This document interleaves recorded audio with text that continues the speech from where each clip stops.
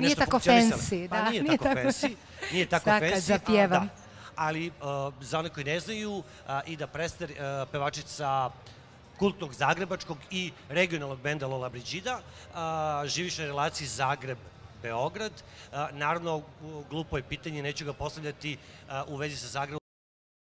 Ali šta je to što ti se u Beogradu, na primjer, nekako što je tvoj intimni Beograd, ako bi se tako mogu reći? Ha, vidi, moj intimni Beograd u spavaćoj sobi, to mi je najintimnije tamo i taj Beograd mi se najviše sviđa. Više spavam, od djece sve manje, da ne misle na ono drugo, meni sad spavanje na top listi prioriteta jer imam malu djecu, ali inače Beograd sam jako voljela. Kako su Roko i Rio? Jesu dobro? Roko i Rio su dobro, u jako su intenzivnim fazama, jedan i drugi, ali to je za neku drugu emisiju. Teško je, ali držimo se s podočnjacima do poda, nema što malo Max Faktora ne može napraviti. Ali htjela sam reći da ja u Beograd je zadnjih 15 godina idem redovito, tako da ja Beograd dobro znam i od prije. A kamo li sad? Ne kažem da ne, samo me interesuje šta je tvoj intimni Beograd? Pa to sam totalno... Mi je intimni Beograd, su mi bili mrak disko klubova, drugstore, KC Grad 24, a sad ta mjesta više ne posjećujem uopće, jer u to vrijeme se trudim da spavam, a nekada ni ne postoje.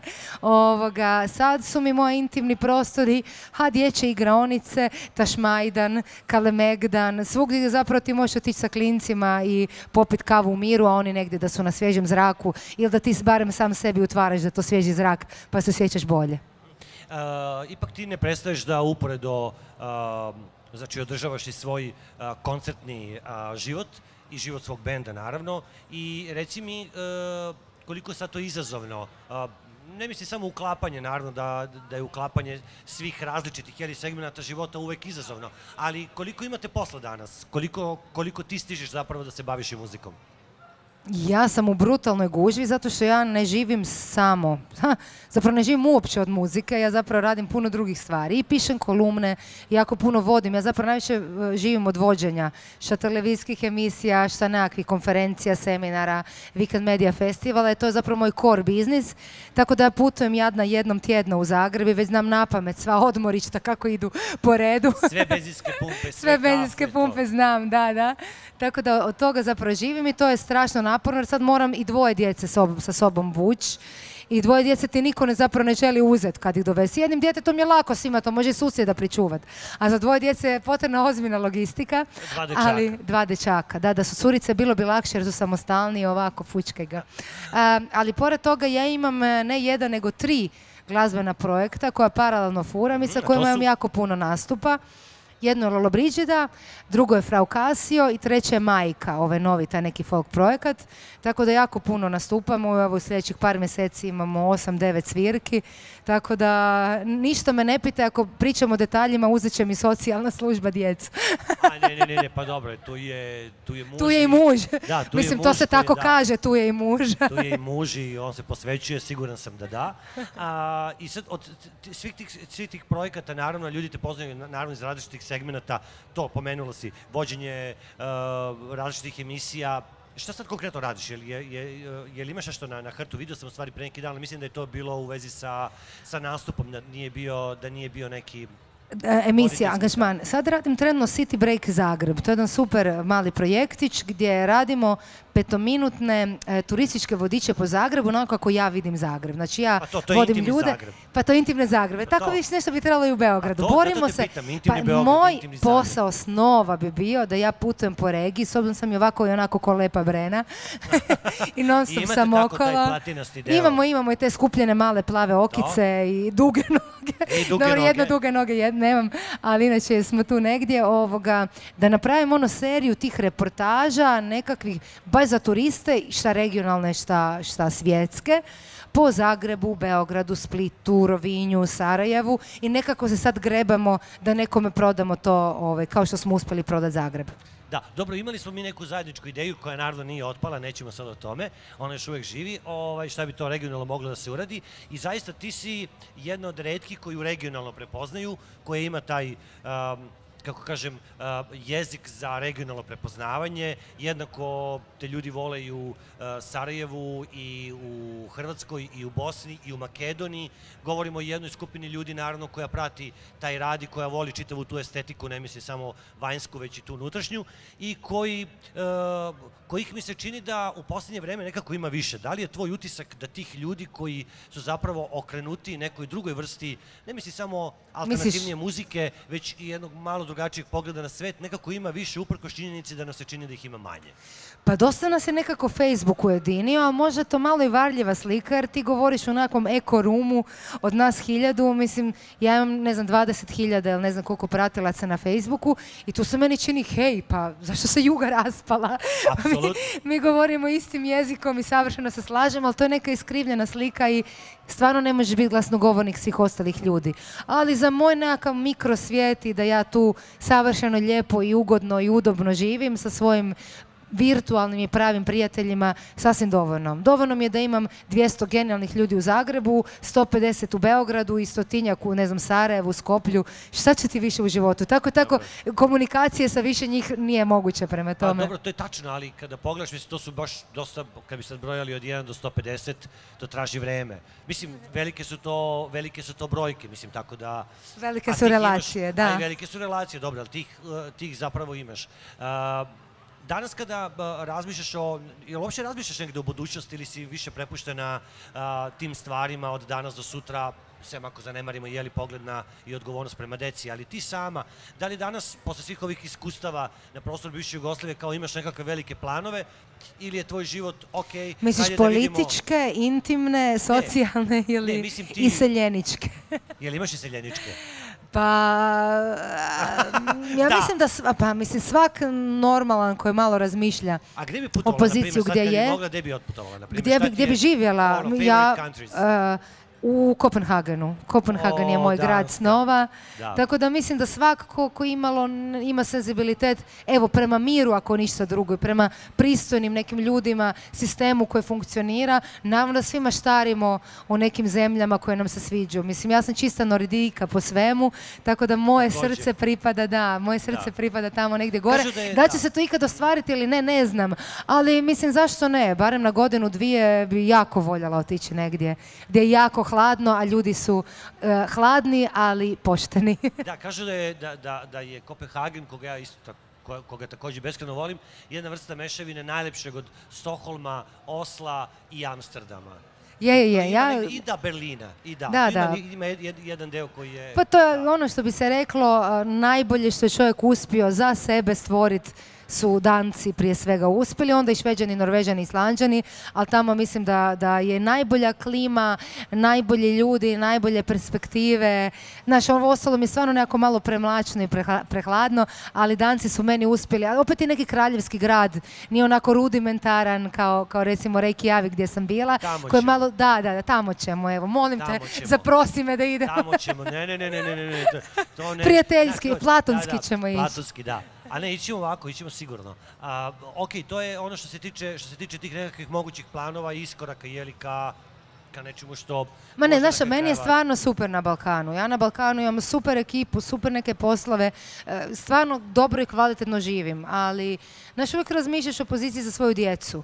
Da, to je pitanje, kao šta deci ostaviš? Ne znam, znaš, da cijeli taj život, ja sam isto imala teških životnih situacija, ne želim da to sve mora ispočetka prolaziti, i to kriminalno obrazovanje i neke iskrivljene vrijednosti i taj nekakav jako grubi materijalizam od ostalih njegovih vršnjaka kolega koji će ga dočekati. Znaš, teško ti gleda djecu ako se pretvaraju ili neko ko je buliran ili pak s druge strane neko ko je buli, što je još gore, a neko ko je jako društvo polarizirano i gruba su vremena, ljudi su isfrustrirani, jadni i cijeli taj environment nekako djeluje na to da maštaš o nekakvom boljoj regionalnoj slici, mada u principu moće se kod nas to desiti za 10-20 godina. Ja se uvijek uzdam u to da će nam biti bolje i da ako svi prionemo i osvijestimo se na 3-4 sad da će ovdje biti Kansas. Neće, nisam pesimista, ali neće. Ali dobro, zato verovatno i razmišljamo o tim nekim destinacijama i geografskim širama i dužinama koje nam se čine da su pametnije. Kada nemaš tu obavezu na način i poslovnu, ali i izborom određenu u nekom smislu ljubavi prema poslu i prema deci i prema mužu i tako dalje. Šta tebe privatno najviše raduje? Mislim, u tim malim pasažima slobodnog vremena u kojima verovatno nemaš puno, ali u tim malim pasažima šta te raduje? Spavanje? Mislim, ja sam svoju strast životnu, ma ne, spavanje više ne dolazi u obzir. U ove fazi sam se oprostila. Da, ja ne znam uopće di sam više od umora. Ali ja sam svoju životnu strast našla. Mislim, moja životna strast je muzika. I makar ja, eto, tu nastupala pred 5 ljudi kao neka akustična varijanta. Bilo je čarobno, zaista na Belgradu Sajdu, štandu ovde na Media Marketu, zaista je bilo i čarobno. Ja volim pričat priče i to je moja strast. Ja volim to pretočiti u neku onako malu luckastu emotivnu pjesmicu, ispričati tu priču i to ću doživotno raditi, pa makar ono ko stara baba sa 90 godina stajala za tim Casio synthesizerom negdje na nekoj terasi nekakvog opatijskog hotela i vrtila svoje pjesme. To je jednostavno ljubav, ko što neko je religiozan, neko obožava nogomet, treći obožava, ne znam, Kim Kardashian, pa je piše, ne znam, lajka sve. Tako ja volim muziku i to je moja životna strast i to me liječi od svih problema s kojima se susrećem. Da, ipak imaš dovoljno vremena da vrlo često, što je naravno meni drago, jer nema previše ljudi koji imaju jasan stav i njega iznose i imaju dovoljno vremena da ga napišu na nekoj od socijalnih mreža. I na Facebooku ti nikada nisi kalkulisala ni sa svojim pogledom na svet, ni sa svojim ubeđenjima, uvek si do kraja saopštavala šta misliš i ono što je najzanimljivije jeste da imam utisak da si jedna od retkih koja zbog toga nije imala nekakve teške neprijatnosti. Možda grešim. Da su, na primjer, ne znam, ljudi na bilo koji način prozivali, pretili i tako dalje i tako dalje. Pa nisam imala neke teške neprijatnosti zato što ja nisam neki opasan lik na nekoj poziciji. Mislim, ja sa bilo kojim stavom, ali ja nikog ne... stvari, da. Pa da, ali nikog da. Jasno, ali ja to uvijek nekako upakiram u nekakav taj smiješni, bizarni, sarkastični, duhoviti paket koji nekako je ljudima simpatičan i ne osjećaju od toga nikakvu prijetnju, jer znaju da ja kao nekakav freelancer iz Beograda stvarno nemam nikakvu moć da to što mislim provedem u dijelo, mada to je stvarno često van struje i dosta onako alternativni način razmišljanja koji se ne poklapa s većinom, pogotovo recimo moje viđenje crkve, trenutno pogotovo u Hrvatskoj, politike, nacionalizma, je vrlo... Da, i mislim da treba biti oštar. Ja mislim da kod tih stvari apsolutno svi imamo dužnost, ako već imamo bilo kog da nas čita, da kaže o tome svoje mišljenje, ne zbog nas, mi smo se već snašli, nego radi naših klinaca. U kakvom svijetu ćemo ih i sa kakvim vrijednostima ostaviti i da bi to svako od nas trebao i međusobno si dati podršku i sami sebe štititi, jer ko će nas štititi? To će nas politika štititi, hoće nas parlament štititi. Mislim, to su odrezani ljudi koji nemaju nikakve veze s nama. Znači, jedini ljudi na koje mi možemo računati smo mi sami. Ajmo reći što hoćemo, što imamo, nas istomišljenike i napraviti si neku mrežu, povezati se i raditi paralelni svijet, jer oni gori jesu napravili paralelni svijet. Da, oni se već savršeno druže. I evo, pred kraj ovog razgovora, sama si napisala prije izvesnog vremena na svom Facebooku da si odnosno citirala jednu svoju prijateljicu koja kaže da si jedna od verovatno najozbiljnijih influencera na regionalnoj, mislimo na toj regionalnoj sceni, koja zapravo apsolutno nije naplatila dinara. Nisam. Ja stvarno, ne, ja ne znam kako bi, znači znam kako to drugi rade, ne znam. Majke mi ne znam i to me stvarno muči, jer ja bih voljela od te svoje sljedbe dobiti neke pare, ali ja si ne mogu zamisliti način kako da to bude cool. Znači ja stvarno ne mogu pozirati sa, ne znam, Adria Media logom i od vas uzeti, ne znam, par soma dinara, jer to niko od mojih prijatelja ni followera ne bi lajko, jer se vidi da je to fake. Ja ne znam kako bi se, eto sada pored, evo, boce ovog soka, ja sad stanem i slikam se sve na Facebook, pa mene bi mrak pojeo. Tako da smislit ću nešto drugo, rađe ću orat i kopat, samo da ne mora biti influencer. Postoje modeli zaista koji su, kako bi se reklo, organski i koji zapravo podržavaju podržavaju tvoj stil života, način Ali od njih ne volim razmišljanja, uzimati pare. Evo sad zadnji primjer ti je ova slikovnica koju sam našla, koja mi je stvarno genijalna. Znači ima slikovnicu za klince u kojoj prekrasne neke priče su ispričane, koje su užasno moderne, o tom nekakvom kao mačku koja je naša mačku koja je razvedena sa dvoje male djece, pa on njih sve usvoji, pa još usvoji još neko treće. Znači nešto stvarno vrlo antitradicionalno i antiregresivno.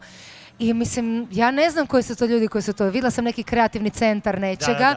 Šta da sad njima javljam, ej pa ja bi vas stavila na Facebook, pa vi meni dali, mislim, za šta će mi ti par soma dinara? To jednostavno mora ići srce. Ja mislim da su ljudi koji mene prate, ti si moji prijatelji toliko pametni da oni kuže kad je nešto stvarno iz srca. I ne želim tim ljudima uzimati novac. Tačno, to je tačno, ali mislim da bi ti najveći deo prijatelja podržao ako bi rekli, ok, sad od ovoga mogu nešto da monetizujem, a da to bude zaista smisleno. Ok, zašto ne? Pričat ćemo još o tome. Vidim da si sad na poziciji da ne možemo razmišljati. Da, pa dobro, da, zato što je, mislim, potpuno ok. Rekli si da mi naravno nekoliko rečenica u vezi sa tim šta planiraš što se tiče muzike. Šta je sledeći veliki projekat gde ljudi mogu da te vide, a da to nije, već smo pomenuli, naravno, City Break na Hrvatskoj City Break televiziji. Zagreb. Pa sljedeće će biti za nekih 7 ili 2. Imamo promociju novog singla za ovaj moj folk punk band Majka. O, divno. Da, bit će krasno. Ma ništa, kog to zanima, nek me prati, onako sve piše na svim mojim profilima. I Majka, i Lollobrigida, i Ida Prester, i na Instagramu Frau Casio, evo kako sam se fino izreklamirala. Mada nemam ništa od toga. Već imaš talenat, samo još da se monetizuje. Da. Tako da napravit ćemo koncert, mini koncert od pola sata za sve ljude koje zanima takva muzika. Napravili smo jedan super spot u romskom naselju, tamo u Jerkoviću. Jako zanimljiv i jako onako živa, divljačka energija benda i dođite obavezno. Pa nakon toga nastupamo sa Čk Čk Čk, jednim super bendom u Domu omladine, to je 7. čini mi se novembra, ne 17. novembra u Domu omladine, ali kao Frau Casio. Nakon toga ćemo nastupati kao Lollobrigida i ma svašta. Eto, tu smo u Beogradu stalno. A evo i stižeš i da se pojaviš i na sajmu medija. Hvala ti puno na vremenu koje si izdvojila za Hvala Adria tebi, Media. hvala vama ako ste izdvojili. Gost na našem štandu je bila Ida Prester iz benda Lollobrigida, ali poznatija i kao Frau Casio i sa projektom Majka. Tako da... Kupujte ljudi, kupujte moje proizvode. I to je to. Jeste, apsolutno. Hvala vam puno i da vidimo se sljedećom prilikom. Vidimo se, čao.